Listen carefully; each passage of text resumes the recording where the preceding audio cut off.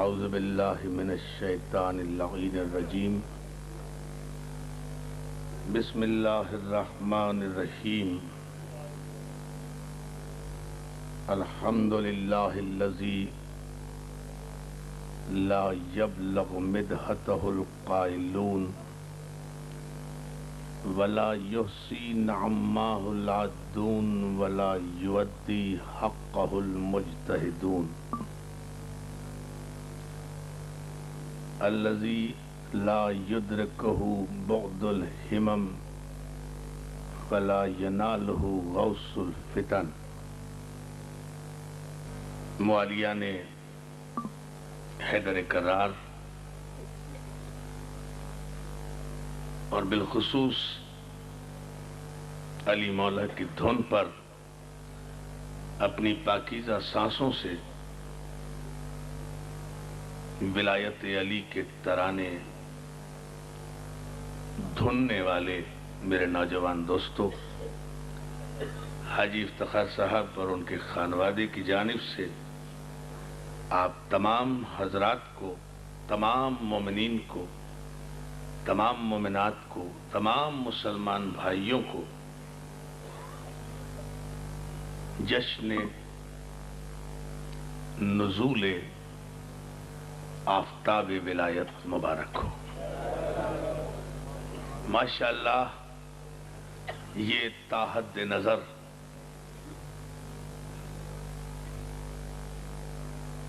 ولایت علی کے مستانوں کا پاکیزہ اجتماع،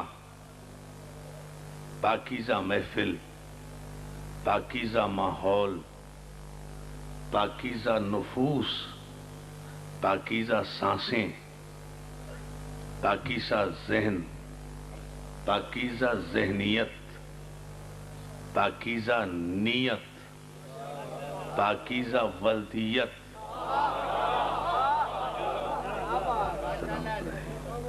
پاکیزہ ذہن، پاکیزہ نیت، پاکیزہ ذہن، پاکیزہ نیت، پاکیزہ ذہنیت، پاکیزہ ولدیت، شجرہ طیبہ کے اس قداور ثمر کے آمد کے استقبال میں بیٹھی ہے کہ جس کی پاکیزہ آمد نے بتکدے کو کعبہ بنا دیا۔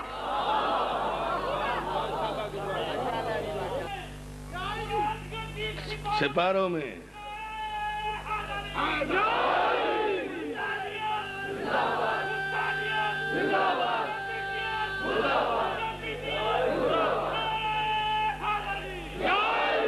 توحید سب سے بڑا عقیدہ ہے۔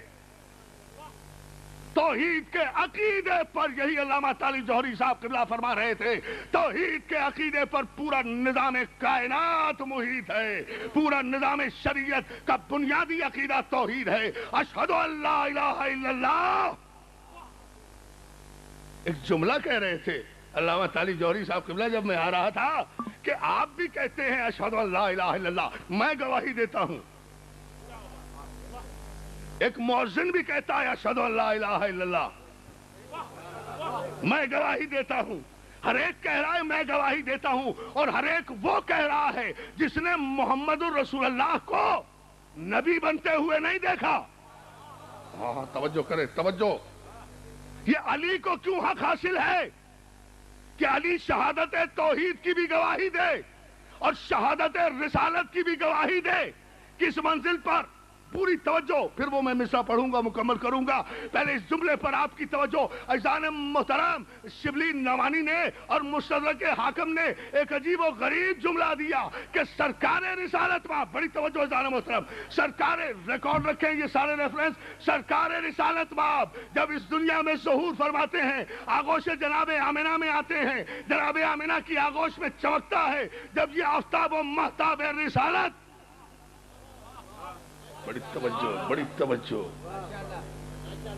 تو سرکار کی تشریف آوری جب آغوش آمنہ میں ہوتی ہے اور آغوش دو روایتیں ہیں یہ دو مقامات پر. آغوش آمنہ میں جیسے ہی دونوں باتوں میں مسئلے حل ہوتے جائیں گے. آغوش آمنہ میں جیسے ہی سرکار رسالت باب تشریف لاتے ہیں تو ابو لہب کی کنیز. ابو لہب کون؟ دشمن. ابو لہب کون؟ کافر. ابو لہب کون؟ مشرک. تبت یدا ابی لہب جس کے لیے آیا, توجہ ہے نا, اس کی کنیز ابو لہب کی دوڑی دوڑی خوشی خوشی آتی ہے اپنے آقا کے پاس ابو لہب کے, اور آ کر کہتی ہے میرے آقا تمہیں مبارک ہو کہ تمہارے بھتیجا پیدا ہوا ہے, عبداللہ کے یتیم پیدا ہوا ہے. اب یہ صحیح بخاری کے بھی جملے ہیں اور مسلمانوں کی مستند کتابوں کے بھی جملے ہیں عزیزان محترم, کہ جیسے ہی ابو لہب کی کنیز نے آ کر اپنے آقا کو محمد مصطفیٰ کی تشریف آوری کی خوشخبری سنائی, ابو لہب بے ساختہ خوش ہوا بھتیجے کی آمد پر, اور اس خوشی میں اس نے اپنی کنیز کو آزاد کر دیا کہ جا تو نے میرے بھتیجے کی ولادت کی خوشخبری مجھے سنائی ہے تو جا محمد کے صدقے میں میں تجھے آزاد کرتا ہوں.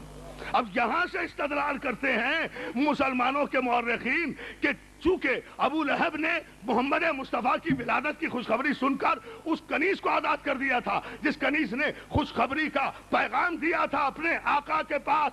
اس لیے بڑی توجہ عزیزان محترم, اس لیے علماء اسلام یہ مسلسل اور تواتر کے ساتھ لکھ رہے ہیں کہ ابو لہب مشرک ہے, کافر ہے, جہنمی ہے, سب کچھ ہے, لیکن ہفتے میں, بڑی توجہ, ہفتے کے 7 دنوں میں ایک دن پیر کا ایسا آتا ہے, سوموار کا دن ایسا آتا ہے, بروز پیر ایسا دن آتا ہے کہ جس دن ابو لہب سے عذاب جہنم اور آتش جہنم اٹھا لی جاتی ہے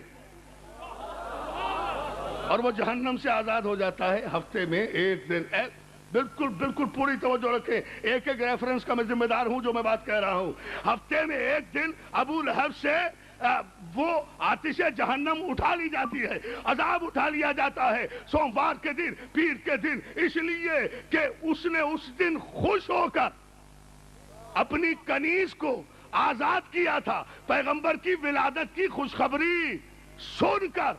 اس لیے اس محمد مصطفیٰ کی برکت کی وجہ سے ابو لہب جیسے کافر اور مشرک کو ہفتے میں ایک دن عذاب سے معمون کر دیا جاتا ہے, محفوظ کر دیا جاتا ہے. ارے میں ہوتا اگر محدث دہلوی کے سامنے یا میرے زمانے میں اگر شبلی نعمانی ہوتے تو میں اس پورے مجمع کے حوالے سے علی مولا کہتے ہوئے یقیناً ان علماء سے پوچھتا کہ بھائی اپنے میزان پر قائم رہو. ابو لہب کے لیے تو اتنے پریشان ہو, کہیں تو اتنے سخی بن جاتے ہو کہ ابو لہب جو محمد مصطفیٰ کی ولادت کی خبر سن کر اپنی کنیز کو آزاد کرے, جس دن اس دن کے لیے اللہ اسے آتش جہنم سے نجات دے دیتا ہے, اور جو ابو طالب محمد مصطفیٰ کے لیے اپنی کنیز آزاد نہیں کرتا, اپنا سارا خاندان قربان کرے.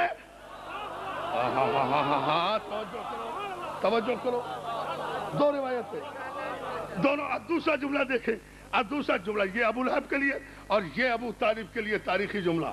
پوری توجہ کہ سرکار رسالت مآب کی ولادت با سعادت کے بعد جب سرکار رسالت مآب جناب فاطمہ بنت اسد کی آغوش میں آئے, مولود حرم کا جشن ہے نا, اس لیے سنیں پھر جملہ. جناب فاطمہ بنت اسد کی آغوش میں جب یہ اللہ کی سب سے بڑی نعمت آئی تو ابو طالب مبارکباد دینے فاطمہ بنت اسد کو آئے.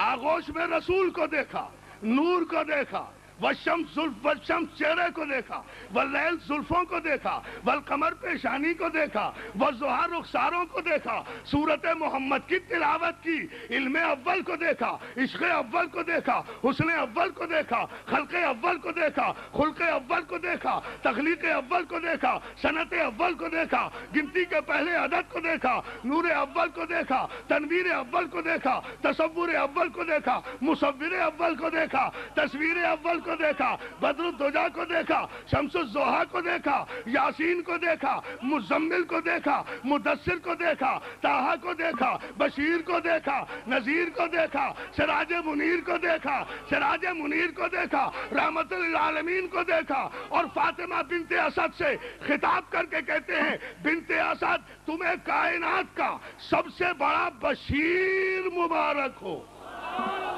بشیر کہتے ہیں بشارت دینے والا. تو سنا ابھی قرآن کی آیت تو کوئی نہیں آئی نا, ابھی قرآن کی یہ آیت نہیں آئی کہ یا ایھا النبی انا ارسلناک